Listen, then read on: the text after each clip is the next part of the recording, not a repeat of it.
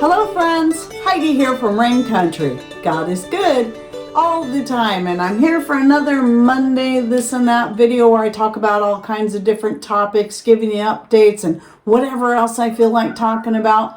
So let's get to the first topic of today, talking about preserving potatoes.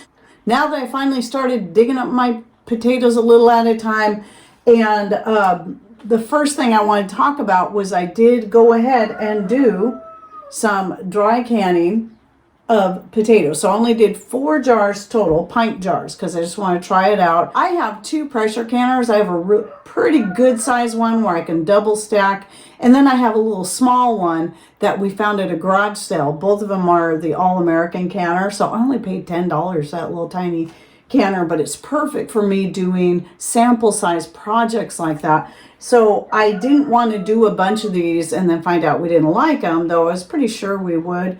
So I did open a jar while it was still warm, ate a couple potatoes out of there, pretty tasty. Then took the rest and I fried them up, and I ate a few of those, and my grandson was here and he ate the rest. He absolutely loved them. So I know that this is, you know, not approved by the government, but hey, I'm fine with that. And I feel very confident in it. But if you're one that's not secure in that, you want to follow all those guidelines, stick with what makes you feel best. But if you're thinking about this idea, I don't know if I will do a video on it, on how I did it, but there's all kinds of videos out there with other people who do this very thing, and they share how they do it. And in fact, I followed fairly closely the instructions given to me by Deb. And what I did in this case, instead of using citric acid to soak them in, because I'm pretty sure the citric acid is just to prevent browning, you know, the oxidation. So I actually just soaked them in water with homemade vinegar instead, and then salted and buttered them before I canned them.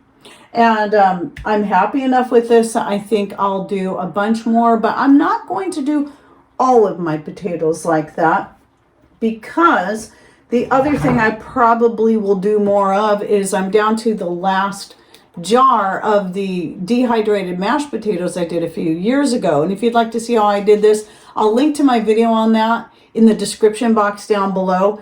But I'm pretty happy with this. It is so nice having them like this, and then I can make as much or as little as I want depending on what it is I need them for.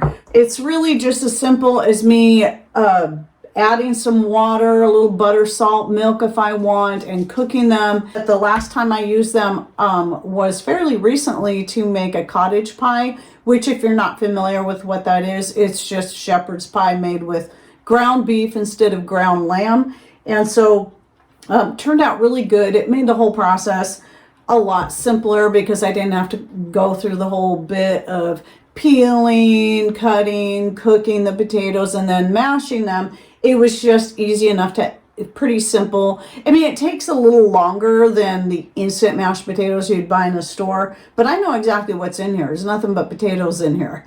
And then I cook them. I can sometimes, one time when I made cold canning with them, I actually cooked them in some turkey bone broth I had on hand that I'd made prior to that, just to add more flavor. So you can do you can use all kinds of different things to rehydrate them with. You do need to cook them a little bit, even though they're pre-cooked. You need to cook them a little bit to help them rehydrate better and not turn out grainy. But anyway, that made a great cottage pie doing that, and it's worked really good. I've used them a couple times for making cold canning, and I'm really happy with this. So I plan on at least getting another quart jar of them put up. I do also store potatoes, whole potatoes, just uncooked, unpeeled, all that, in layers of straw if I want potatoes to be in more of a fresh form or to use in that way. But now that I've got this method, I might not worry about doing as much of those, but typically I will work through those potatoes first so they don't go soft before I get through them all, and then I can use the rest as backups. Now, another way you can dehydrate them is to dice them up small. I recommend small because the last time, a few years ago, it was about 2 years ago right now that I did a whole bunch of dehydrating. Didn't do the dehydrated mashed potatoes that year, but did dehydrate up a good amount of my potatoes. And I did it in two forms. I did it in diced form, but I had maybe about 1-inch size pieces, and I was sure that they were really, really dry. But come to find out, when I went, the first few jars I used were fine, but then there were some jars that got really moldy, which meant that some of them were not dried all the way through like I thought. So even though I'll link back to that video so you can see how I did the whole process, I highly recommend you dice your potatoes up much smaller so you can more easily tell that they are dried all the way through. But the other method I used, where I sliced them for using in making like a moussaka, or even if you wanted to make potatoes au gratin, I did dehydrate up a bunch like that. And because they're sliced thinner, I had no issues there. Those have all been really great. And I have made a couple of batches of moussaka, which if you'd like to learn how to make that, or at least my recipe, which is a combination of both the Greek and the Serbian way to make it, then I'll link to my recipe in the description box down below. But anyway, that was really nice to have those all ready to go. I basically just have to cook them in water for a little bit to fully rehydrate them before I layer them in the pan. So I'll probably do more of that, and then more of the mashed potatoes, and then more like this, because I'm really happy with that. I won't do the diced potatoes because I actually have a lot of smaller diced potatoes, organic, that I get from Mother Earth Products just to add to our potato supply. Even though we grow quite a bit of potatoes, I always like to have plenty. If you're interested in at least those two methods there, you can see the links in the description. Don't forget to click on more or show more. That should be located somewhere down here just below the video screen, where you'll not only find those video links, but my email address and all other information that you might be interested in. All right, now I'm going to totally switch gears because this is a completely different topic. And I've been getting questions more lately, again, about how we took ourselves off our thyroid medication. And one thing I just want to make clear is some people make the assumption when they hear me mention that in any video, they assume that it means, oh, we found this specific herb that we took that is a thyroid replacement. And that's not at all what we did. Now, I did look into various herbs that could help boost a thyroid gland that's already there, but might be a little bit sluggish, and also foods and more, and also looked up the things that could be slowing our thyroids down. So we were both on thyroid medication for 15 years for hypothyroidism, which is slow thyroid, underactive thyroid. And so we just took it on ourselves, mostly me, because I'm the one that did all the research,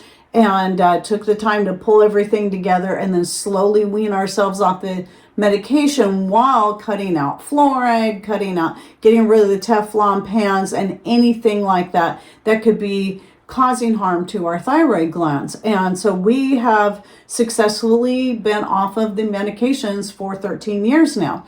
So with that said, I also want you to know that I have done a couple of videos on this topic. So one of them, Patrick and I shot together in 2018. It's kind of more of us sharing our own testimony. Plus, I share my list of compiled foods and more to add and what to take away. And I even provide a link to the written list in the description of that video, so you'll find that video. And then I did a follow-up video in 2022 where I just did an update, gave a little bit more information, and I will also link to that for those of you who are interested in our own process and what we did. But that's the important thing, is you have to understand it's a process. It's about learning what you need to either cut or add. It's not about replacing a medication with an herb.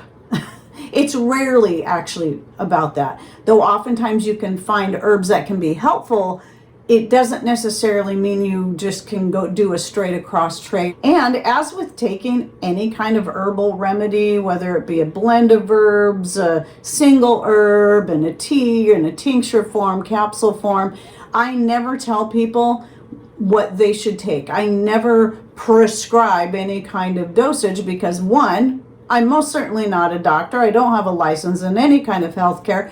And two, even if I did, how much you should take of any of these is all going to be up to your body and what it needs. And that can vary greatly from person to person. Or maybe it can be that while maybe this herb over here works really good for this person for this particular thing, that one might not work for you, and you may need something completely different. So many variables that personally I don't think anyone, I mean, we can give ideas, we can share what we did, but I don't think any one person, no matter how educated they are, can tell any one person how much is right for them. So yeah, it's all about you doing your own research, and that's why I like to share information like this to give people a start, including a video I did several years ago on how to do your own research, so you kind of know the best ways to go about looking up information. And with that said, another question I tend to get a lot is people assume that because we do sell a lot of the products that we make, and I have a product list. If you're interested, you can email me at raincountryhomestead@gmail.com. However, one thing I have never sold and will never sell are any of my homemade medicinals. So that means my pain extract, my deep sleep remedy, my antibiotic extract, any of this stuff. I never make it to sell. Even my elderberry syrup, I don't sell. I have all kinds of videos showing people how to make your own elderberry spice syrup, your own elderberry spice tincture, rosemary extract for antibiotic, antiviral use, and the nasturtium leaf extract as an antibiotic, pain relief extract. And this is what I do, how I make it, and how I use it, and how it works for me. But I cannot guarantee that any of those are going to work for any of you. You've got the information for free on how to do those things, but you can take them and tailor them to suit you. And that's the better way to go than to buy somebody else's product that already works well for them. Learn how to do it yourself, because it's really, really simple. It is. These things are not hard at all. And you'd be better off because then you can tailor each of those things to suit you. So that's one of the main reasons why I do not sell them. And it's just not an area I want to get into anyway, just with everything else I do. So none of my medicinal products, I don't even sell my own dried herbs. I might use those for barter locally at the most, but I do not sell them and ship them off. I would have to charge way more money for that, as well as way more money for the extracts, like probably more than you would think, where you could save a lot more money by just either buying the herbs in bulk from a reputable company like Azure Standard, Frontier Co-op, Anthony's Goods. All these places have good organic herbs, or growing them yourself and then making these things yourself. You're going to save yourself way more money doing it that way.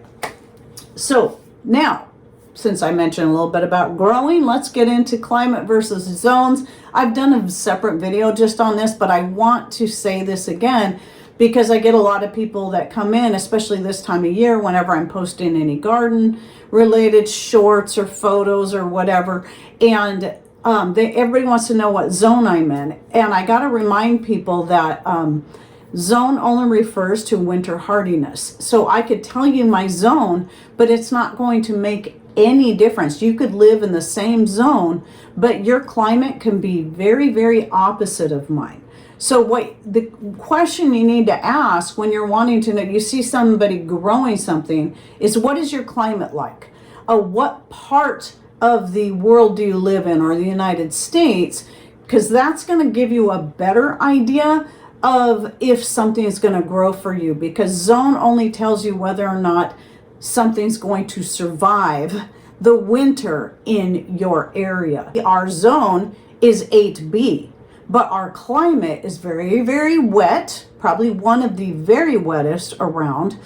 It is very cool. In fact, right now it's midsummer, but it's pretty chilly in my house right now. We live in the northwest tip of the United States, in Washington State. Yet there are people who live in the same zone but are in climates that are hot and dry all through the year. And they can grow things, and they can grow at times of the year that we cannot, because we have much shorter growing seasons than, say, Deep South Homestead, or some of my many followers that live in places like Florida or Texas. Very, very different. So you just got to realize that zone's not going to tell you much. It's only going to tell you, well, oh, I live in the same zone. That means this perennial should survive just fine through my winter. That's all that's going to tell you. But it's not going to say whether or not you can even grow that particular thing in your area. So just got to clarify that again, because I mean, I thought the same thing when I first got serious about gardening. I thought zone meant, oh, if somebody's in the same zone, that means you can grow all the same stuff. Absolutely not, because there's a difference between zone and climate for certain. And then very quickly, though, I'm going to shoot another video on this. I'm going to do a live on it, and then I'm going to make a separate video, a shorter video about this, just to do another update. But I'll go ahead and share it very quickly here, because it's a question I get a lot. People asking how I store my grains and my flowers. People assume that I vacuum seal all these things, and I don't. I vacuum seal a lot of things. Vacuum seal all my dried goods as far as fruits, vegetables, and herbs. But I don't vacuum seal my grains and flowers into jars. I would need far too many jars for that anyway, and I'd need the biggest jars I can find. Now, while yes, you can do that, there's a few things you got to understand. If you're vacuum sealing flour into jars, you're going to need a barrier over the top of the flour under the lid, okay? Over the top of the flour, and then when you put your lid on your jar, you don't want any of that fabric or paper towel or whatever sticking out from under the lid, or you won't get a good seal. But by having that barrier, that's going to keep the flour from pulling out from under the lid, preventing you from getting a very good seal on that jar. Now, when it comes to grains and flowers, what I do is I have a working pantry that I buy everything in 25 to 50 pound bags. I have specific buckets I keep them in, and I keep them in the same, since I get everything like that now from Azure Standard, which packs all of that in paper, which I very, very much prefer. And then I just stick that whole bag down into my large buckets and put the lid on and work out of that. But for anything that's going into our long-term storage, that's something I'll then go ahead and put in a Mylar bag, push out as much of the air as possible. I do not use oxygen absorbers ever. And then seal it up with a flat iron, push it down really good, and put the lid on, and then that's long-term storage. That's personally how I do it. I do recommend, if you're buying whole grains, that you freeze them first for maybe a week, depending on how big the bag is, if you can fit it into your freezer. Then take those grains and make sure that they dry, come to room temperature. I actually let them dry for about a week, opening the bag, stirring it up every so often, and covering with a cloth to keep bugs and dirt out of it. And then I will put it away in storage, because any of the grains you buy from any place can have weevil larvae inside of the grains, not just mixed in with the grains, but inside of the grains themselves. And if you don't freeze them first to kill them, then those can hatch out and then take over your whole bag of whatever. This can happen with popcorn, spelt, wheat, barley, any of it. So freezing first is always a good idea. So anyway, that is my this and that for the week, and I hope you enjoyed it. Any thoughts, ideas you would like to share, please put those in comments down below. And thanks for watching. Take care, and God bless.